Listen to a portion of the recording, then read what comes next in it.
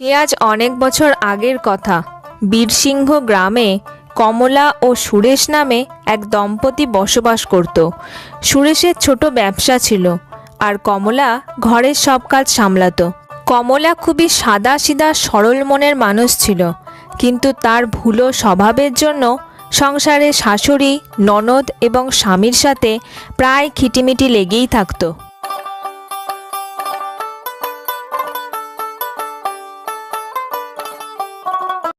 মা, দাদার জন্য কি বউ আনলে বলো তো? এই এক বলি আর এক করে। কিছু বলতে গেলেই বলবে আমি তো ভুলে গেছি, আমার তো মনে নেই, একদম ভুলে গেছি। বলে আর কি কোনো মেয়ে পেলে না দাদার জন্য? এই তো কালকে বৌদিকে বললাম যে সবজিগুলো ভালো করে ধোবে, ধুয়ে রান্না করবে। ও মা, সে দেখি পুকুর ঘাটে চলে গেছে সবজি ধুতে। তারপর দেখি সাবান দিয়ে সবজি ঘষছে। বলি মাথায় কি একটুও বুদ্ধি নেই নাকি? সে আর কি করা যাবে বল, আমার তো ছেলেটার জন্য ভারী চিন্তা হয়। বৌমাকে এক বলি আর এক করে, সবেতেই ভুলো মন আর বোকা বোকা কথা বলে। কি করি বলতো? এখন তো কিছু করারও নেই। যখন মেয়ে দেখতে গেছিলাম, মেয়ের বাবা মা বলেছিল এরকম সহজ সরল মেয়ে আর দুটো পাওয়া যাবে না, তাই আমরা ঘরের বউ করে আনলাম। সে তুমি যাই বলো মা, ওই সহজ সরল এসব তুমি ভাবতে পারো, আমি কিন্তু মোটেও ভাবি না। আমার তো মনে হয় কাজে ফাঁকি দেওয়ার জন্য ইচ্ছা করে ভুলে যায়, তারপর বলে আমি ভুলে গেছি গো। ওদিকে কমলা ঘরের সকলের জন্য রান্না বান্না করতে থাকে।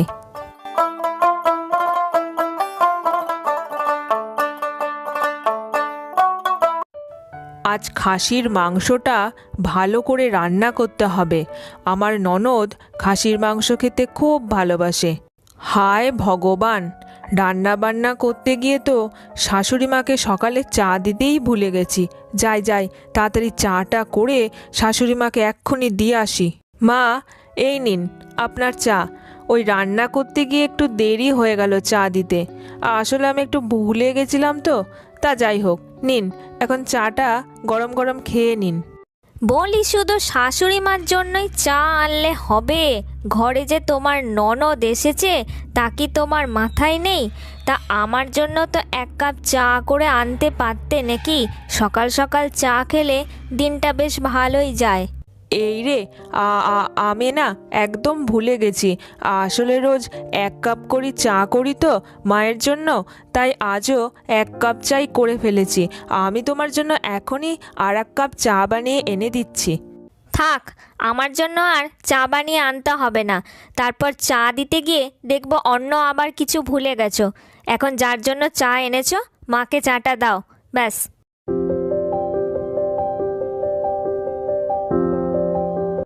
বৌমা, কাল থেকে কিন্তু 2 কাপ চা বানাবে আমার আর ফুলির জন্য। আর হ্যাঁ, আজ কিন্তু চায়ে মনে হয় তুমি 1 চামচ চিনি দিতে ভুলে গেছো। কাল থেকে 3 চামচ চিনি দিয়ে চা করবে। ঠিক আছে মা, আমি কাল থেকে 2 কাপ চাই করব, 3 কাপ চিনি দিয়ে। ঠিক আছে ঠিক আছে, তাই হবে। ও বৌমা, তোমার মাথায় কি আছে বলো দেখি? আমার 1 কাপ চায়ের জন্য 3 চামচ চিনি, আমার আর ফুলির 2 কাপ চায়ের জন্য 6 চামচ চিনি দেবে। এবারে বুঝেছো? যাও, কাপটা নিয়ে এবার এখান থেকে যাও। হ্যাঁ মা, বুঝেছি। সত্যি আমি যদি এরকম ভুলে না যেতাম তাহলে আমাকেও সবাই কত ভালোবাসতো। কেন যে আমি সব ভুলে যাই, কেন যে কিছু মনে রাখতে পারি না। কিন্তু আমার মনে তো এসব নেই, কোনো পাপও নেই, তাও সবাই ভুলই বুঝে যায় আমাকে।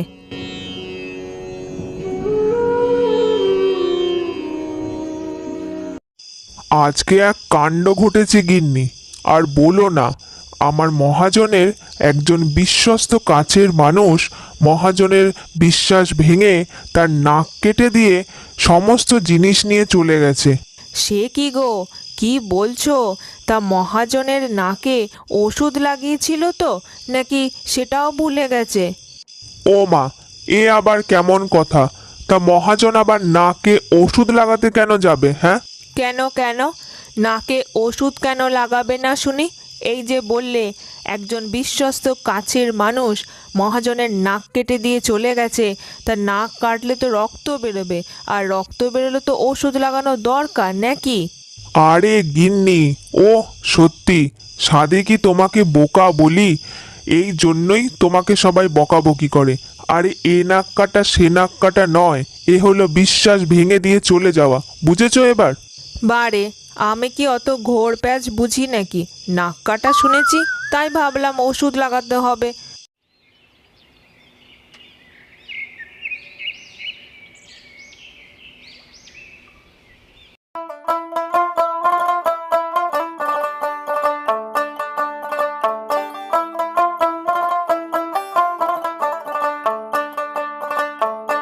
আহারে, দেখো দেখি, আমি মাছ কাটছি আর এই বিড়ালটা সেই তখন থেকে ম্যাও ম্যাও করছে। মনে হয় মাছ খাবে বলেই এমন করছে। বিড়ালটাকে দেখে বড় কষ্ট লাগছে। এক কাজ করি, মাছগুলো এখানেই রেখে দিয়ে চলে যাই, তাহলে বিড়ালটা খেতে পারবে। আমরা তো রোজই মাছ মাংস খাচ্ছি।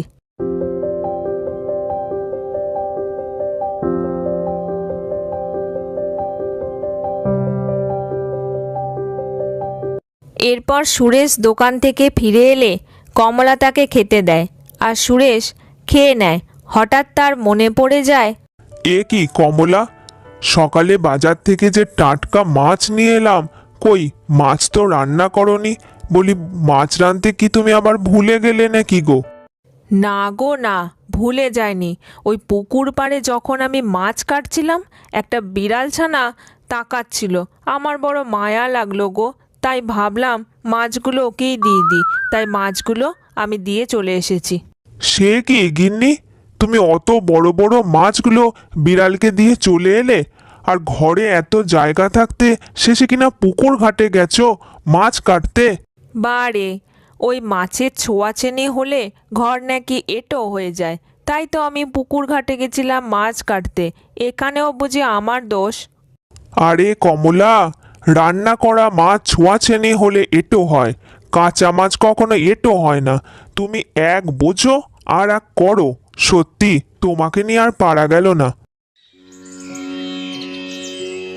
ভগবান, ভগবান আমাকে একটু স্মৃতিশক্তি কেন দিলে না? আমি ভুলে যাই বলে আমাকে সবাই যখন তখন কথা শুনিয়ে চলে যায়, কিন্তু আমি তো ইচ্ছা করে করি না, আমি তো সত্যিই ভুলে যাই।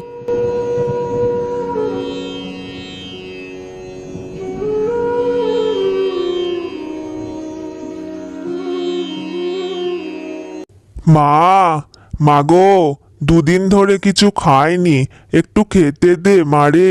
কিচ্ছু খাইনি, পেটটা খিদে মরে যাচ্ছে।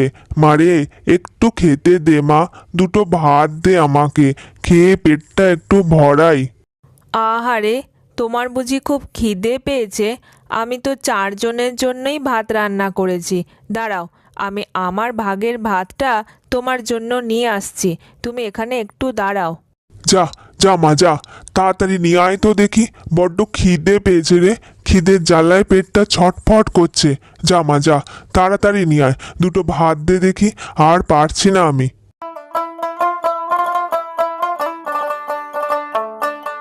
এই নিন বাবা, আপনার জন্য গরম গরম ভাত, আলু পোস্ত আর শুক্তো নিয়ে এসেছি। আপনি বরং খেয়ে নিন তাড়াতাড়ি। এ কি রে মা, ভাত নিয়ে এসেছিস আর আমার জন্য একটু জল নিয়ে আসিসনি? আমি বয়স্ক মানুষ, খেতে খেতে গলায় ঠেকে গেলে তখন কি হবে বলতো? এই রে, আমি একদম ভুলে গেছি। বিশ্বাস করুন বাবা, আমি খুব ভুলে যাই। আমি যে মনে রাখতে পারি না, কিন্তু আমার মনে যে কোনো পাপ নেই। আপনি বসুন, আমি এখনই জল এনে দিচ্ছি। কাঁদিস না রে মা, কাঁদিস না, মন খারাপ করিস না। এ সংসারে যা কিছু হয় তার পেছনে কোনো কারণ থাকে। এই যে তুই ভুলে যাচ্ছিস, মন খারাপ করছিস, তোকে সবাই কথা শোনাচ্ছে, দেখবি একদিন তোর এই ভুলে যাওয়াটাই তোর অভিশাপ নয়, আশীর্বাদ হয়ে দাঁড়াবে। এরপর সে বৃদ্ধ লোকটি খাওয়া দাওয়া করে সেখান থেকে চলে যায়।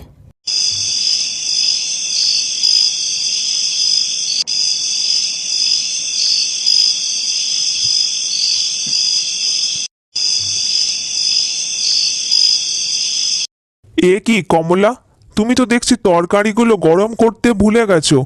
এই ঠান্ডা ঠান্ডা ভাত, ঠান্ডা ঠান্ডা তরকারি কি আর খাওয়া যায়? তোমার মনটা কোন দিকে থাকে বলো তো? সত্যি তোমাকে নিয়ে আর পারা গেল না। এই রে, আমি না একদম ভুলে গেছি। ওই বিছানার চাদরটা আসলে ছিঁড়ে গেছিল, তাই ওই সেলাই করতে গিয়ে আমি তরকারিগুলো গরমের কথাই ভুলে গেছি। সত্যি, আচ্ছাই বৌমা ঘরে এসেছে। কিচ্ছু কাজ যদি এর দ্বারা হয়েছে, সব ব্যাপারে ভুলে যাচ্ছে, খেতে দিতে গিয়েও গরম করতে ভুলে যাচ্ছে। সত্যি। যাই বলিস দাদা, আমার তো মনে হয় বৌদি এগুলো ইচ্ছা করেই করে, যাতে তাকে কাজ কম করতে হয়। না হলে খেতে দিতে গিয়েও কেউ খাবার গরম করতে ভুলে যায়। সত্যি আজব মানুষ বটে তুমি। বিশ্বাস করো, আমি সত্যিই ভুলে গেছি। আসলে ওই সেলাই করতে গিয়ে আমি সত্যি একদম ভুলে গেছি। আমার আর এই ভুল হবে না, বিশ্বাস করো। আরে কমলা, গ্যাস সিলিন্ডারের গন্ধ আসছে কেন? তুমি আবার গ্যাসের ওভেন ঠিকঠাক লাগিয়ে এসেছো তো, নাকি সেটাও ভুলে গেছো? হ্যাঁ দাদা, তুই ঠিকই বলেছিস, গ্যাস সিলিন্ডার থেকে গন্ধ আসছে। চলো মা, তাড়াতাড়ি রান্নাঘরে যাই, নইলে বড় বিপদ হয়ে যাবে এখনই। এরপর কমলার শাশুড়ি ও তার ননদ রান্নাঘরে গিয়ে দেখে ছোট ছোট ইঁদুরে গ্যাস সিলিন্ডারের পাইপ কেটে দিয়েছে।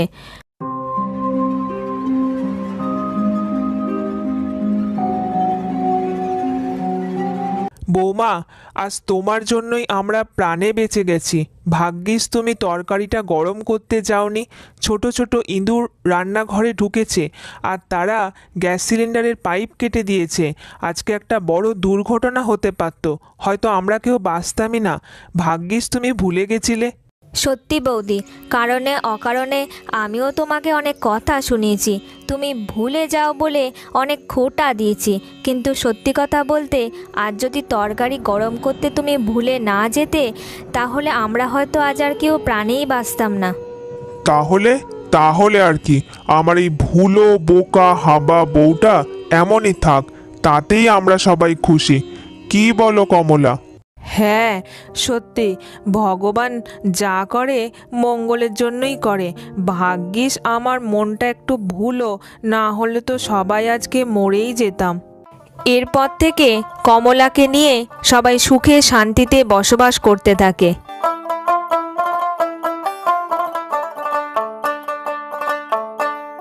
আজ প্রায় 1 বছর হয়ে গেল আমি এখন এই বাঁশবাগানে বসবাস করছি।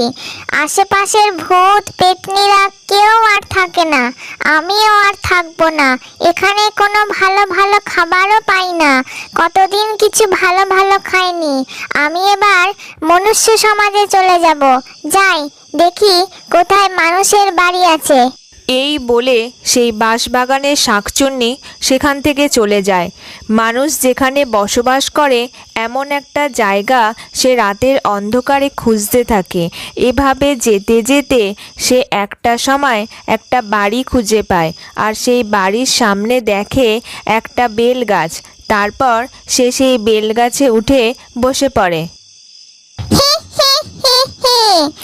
একটা বেল গাছ পেয়ে গেছি, কি মজা! কত বেল ধরেছে গাছে, এবারে আমি বেল খেতে পারবো। আর এই তো একটা মানুষের বাড়িও দেখতে পাচ্ছি, অনেকজনের গলাও শুনতে পাচ্ছি। মনে হয় এখানে লোকজন বসবাস করে।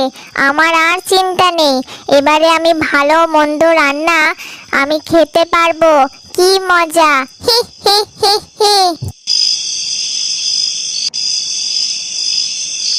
মা, বাবা কেমন একটা জায়গায় আমাদের নিয়ে এলো। আশেপাশে কোনো লোকজন নেই, কোনো ঘরবাড়িও নেই, সব দিকটা কেমন ফাঁকা ফাঁকা। আমার কিন্তু রাতের বেলায় বেশ ভয় লাগছে। বাবা কেন চলে এলো মা? বেশ তো ওখানে ভালোই ছিলাম। তোর বাবার এখানে কোনো দোষ নেই রে। তোর দাদু ঠাকুমা মরে যাওয়ার পরে তোর জ্যাঠা জেঠিমারা সমস্ত কিছু কেড়ে নেয়। চাষের যেটুকু জমি জায়গা ছিল সেই ভাগ থেকেও তোর বাবাকে তাড়িয়ে দেয়। আমরা খাবো কি বলতো? তাও তো পাশের গ্রামের হারান জেঠু আমাদের এই বাড়িটার খোঁজ দিল, তাই তো মাথা গুঁজে এখানে থাকতে পারছি। পাশের গ্রামের দোকানে তোর বাবা গিয়ে একটু কাজ পেয়েছে, তাছাড়া আমাদের উপায় কী ছিল বলতো? সে তুমি ঠিক কথাই বলেছ মা। আমার খেলনাগুলোও তো জ্যাঠা জেঠিমা সব কেড়ে নিল, সেগুলোও দিল না। আচ্ছা পল্টু, কাল তো তোর জন্মদিন। আমি তোর বাবাকে বলেছি একটু মুরগির মাংস নিয়ে আসতে। কালকে তোর জন্য একটু মুরগির মাংস রান্না করে দেব, তুই খেতে বড্ড ভালোবাসিস। মুরগির মাংস? আরে বাস, কাল তো তাহলে খুব মজা। কি মজা, আমি কাল মুরগির মাংস খাবো। শাকচুন্নি তাদের কথাগুলো জানলার পাশ থেকে সব শুনতে থাকে। কি মজা, কাল কতদিন পর মুরগির মাংস খাবো। সেই যখন বেঁচে ছিলাম তখন একটু খেতে পেতাম, কাল আবার মুরগির মাংস খাবো। কি মজা, ভাগ্যিস আমি এখানে এসেছিলাম।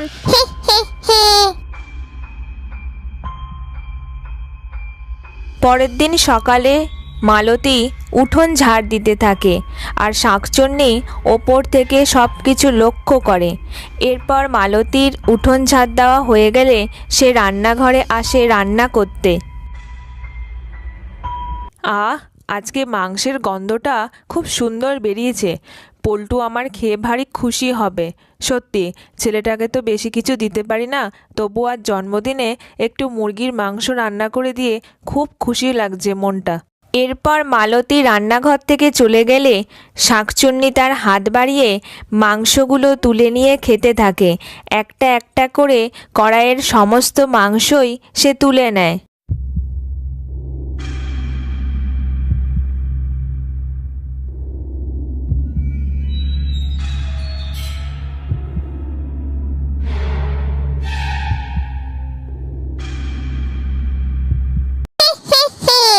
কতদিন পর এই সুস্বাদু মাংস খেলাম, খুব ভালো লাগলো, দারুণ খেতে। এবার থেকে রোজ রান্নাঘরে হাত বাড়িয়ে ভালো ভালো খাবারগুলো তুলে নিয়ে খেয়ে নেব। ওদিকে মালতী রান্নাঘরে এসে দেখে কড়াইয়ে একটুও মাংস নেই। ওমা, আমি একই দেখছি, একই সর্বনাশ হলো। কড়াইয়ে যে মাংসগুলো সব রান্না হচ্ছিল কোথায় চলে গেল? হায় ভগবান, আমি এবার পল্টুকে কী খেতে দেব? পল্টুর বাবাকেই বা কী খেতে দেব? ওরা তো কখন থেকে মুরগির মাংস খাবে বলে বসে আছে, এখন আমি কি করব? কই গো মালতী, বলি আর কত দেরি আছে? আমি আর পল্টু যে বসে আছি, তাড়াতাড়ি খেতে দিয়ে দাও, রান্নার তো খুব সুন্দর গন্ধ বেরোচ্ছে আজকে। হায় ভগবান, পল্টুর বাবা যে তাড়া দিচ্ছে, এখন আমি কি করি? না না, সত্যি কথাটাই বলে দিই, যাই। ওগো শুনছো, আজকে এক কেলেঙ্কারি কাণ্ড ঘটেছে। আমি থালা বাসন আনবো বলে যেই না বেরিয়েছি, তারপর ঘুরে এসে দেখি কড়াই আর একটুও মাংস নেই। কে যে নিয়ে গেল সেটাই তো বুঝতে পারছি না। অতগুলো মাংস রান্না করলাম, একটা মাংস আর কড়াই নেই, শুধু ঝোলটা পড়ে আছে। কি বলছো মালতী, সেটা কি করে সম্ভব? রান্নাঘর থেকে মাংস কে নিয়ে যাবে? আমরা তো এখানে বসে, আর এখানে তো আশেপাশে লোকজনও নেই, তবে কে নিয়ে গেল? হ্যাঁ গো, বলি বিড়াল টিড়াল ঢোকেনি তো? না গো না, বিড়াল কি করে ঢুকবে? রান্নাঘরের জানলা অনেক উঁচু, অত উঁচু জানলা দিয়ে বিড়াল ঢুকতে পারবে না। হ্যাঁ গো, আমার তো বড্ড ভয় লাগছে। তবে মাংস তবে কে নিয়ে গেল?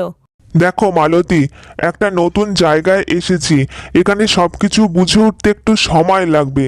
তা আমি একটা কথা বলি, কাল যখন তুমি রান্না করবে আমি রান্নাঘরে বসে থাকবো, তাহলে তুমি যখন বাসন আনতে যাবে আমি রান্নাঘরে থাকবো, কে নেয় তখন দেখা যাবে।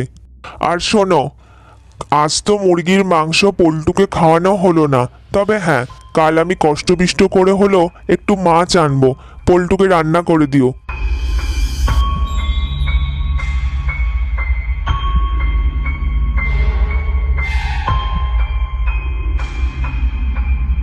পরের দিন তাদের বাড়িতে মাছ রান্না হচ্ছিল। মালতী আর কানাই দুজনেই রান্নাঘরে বসেছিল। বলি, আমার রান্না হয়ে এসছে, তুমি একটু রান্নাঘরটা পাহারা দাও। আমি বাসনগুলো নিয়ে এসে এখনই ভাত বেড়ে তোমাদের খেতে দিচ্ছি। হ্যাঁ মালতী, যাও, আমি রান্নাঘর পাহারা দিচ্ছি, দেখি আজ মাছ কে নিয়ে যেতে পারে, কার এত ক্ষমতা। এরপর মালতী রান্নাঘর থেকে চলে যায় আর কানাই রান্নাঘরটা পাহারা দিতে থাকে। ওদিকে শাকচুন্নি জানলার পাশ থেকে সব কিছু দেখতে থাকে। আচ্ছা, তো তোরা আমাকে খেতে দিবি না বলে রান্নাঘর পাহারা দিচ্ছিস? কত সুন্দর মাছগুলো রান্না হয়েছে, কত সুন্দর গন্ধ বেরোচ্ছে। ঠিক আছে, আমি তোদের কাউকে ছাড়বো না, আমি দেখে নেব, আমি এর প্রতিশোধ নিয়েই ছাড়বো। অন্যদিকে কানাই, মালতী আর পল্টু খুব আনন্দ করে খাবার খেতে থাকে।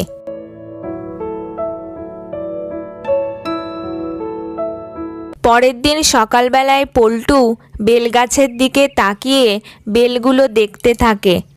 বাহ, গাছের বেলগুলো তো অনেক বড় বড় হয়ে গেছে। আমার তো বেল খেতে খুব ভালো লাগে। যাই, একটা ঢিল নিয়ে আসি, একটা বেল খাবো। খুব ভালো লাগে বেল খেতে আমার।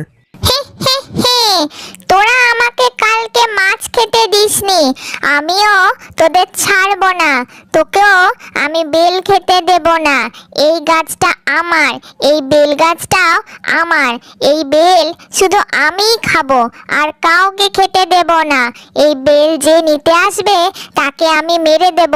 এই নে, দেখ কেমন লাগে।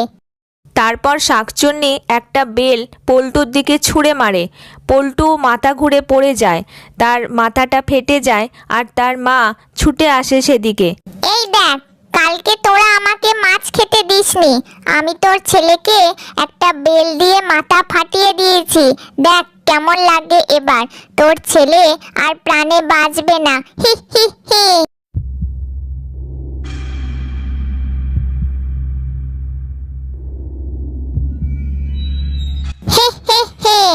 আমি হলাম শাকচুন্নি, আমি এই বেল গাছটাতেই রয়েছি।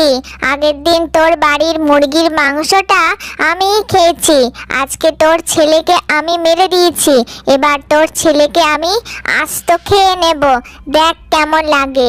কাল তো আমাকে মাছ খেতে দিসনি, এবার দেখ কেমন লাগে। এই দেখ, তোর চোখের সামনেই আমি তোর ছেলেকে চিবিয়ে খেয়ে নেব। দেখ কেমন লাগে। হা হা হা হা। না না, আমার ছেলেকে ফিরিয়ে দাও, আমার ছেলেকে তুমি প্রাণে বাঁচিয়ে দাও। তুমি তো অনেক কিছু পারো, বলো। তুমি আমার ছেলেকে ফিরিয়ে দাও। আমি তোমার কাছে আমার ছেলের প্রাণ ভিক্ষা চাইছি। তোমার কি একটুও কষ্ট লাগছে না? আজ যদি তোমার একটা ছেলে থাকতো, তার সাথে যদি এরকম হতো, তখন তুমি কি করতে? আমি তোমার পায়ে পড়ছি, তুমি আমার ছেলেকে আমার কাছে ফিরিয়ে দাও। তুমি যা চাও আমি তাই দেব, কথা দিচ্ছি। ঠিক আছে, তাহলে কথা দে, রোজ তোরা যা খাবি আমার জন্য একটু করে খাবার রাখবি, তাহলে আমি তোর ছেলেকে ফিরিয়ে দেব। তুমি আমার ছেলেকে ফিরিয়ে দাও, তুমি আমার ছেলেকে প্রাণে বাঁচিয়ে দাও। আমি তোমাকে কথা দিলাম, আজ থেকে আর 3 জন নয়, আজ থেকে 4 জনের জন্য রান্না করব। আমরা যা খাবার খাবো তোমার জন্য আমি রেখে দেব, কথা দিলাম। ঠিক আছে, এই নে, আমি তোর ছেলেকে প্রাণে ফিরিয়ে দিলাম। কিন্তু হ্যাঁ, আমার জন্য কিন্তু রান্না রাখবি। আমি রোজ খাবার খাবো, আর এই বেল গাছেই আমি থাকবো। আমি এখান থেকে কোথাও যাব না। আর আমি কথা দিলাম, আমি তোদের কোনো ক্ষতিও করব না। আমি মরে যাওয়ার পরে শাকচুন্নি হয়েছি, তার আগে তোদের মতোই মানুষ ছিলাম। তাই আমারও ইচ্ছা হয় তোদের মতোই ভালো ভালো খাবার খেতে, সংসার করতে, কিন্তু সেটা সম্ভব নয়। তাই আজ থেকে তোরাই আমাকে খাওয়ানোর ব্যবস্থা করবি। আর আমার একা একা থাকতে ভালো লাগে না, তাই আমি এই বেল গাছেই থাকবো, তোদেরকে দিন দুবেলা দেখবো, এটাইতেই আমি খুশি। এরপর থেকে শাকচুন্নি রোজ মালতীর হাতের রান্না খেত। বাঁশবাগানে থেকে আমি কত একা ছিলাম, কিছুই ভালো খেতে পেতাম না। এখানে রোজ ভালো ভালো খাবার পাই এখন, কি মজা। এরা সবাই খুব ভালো, এদের আরো অনেক উন্নতি হোক।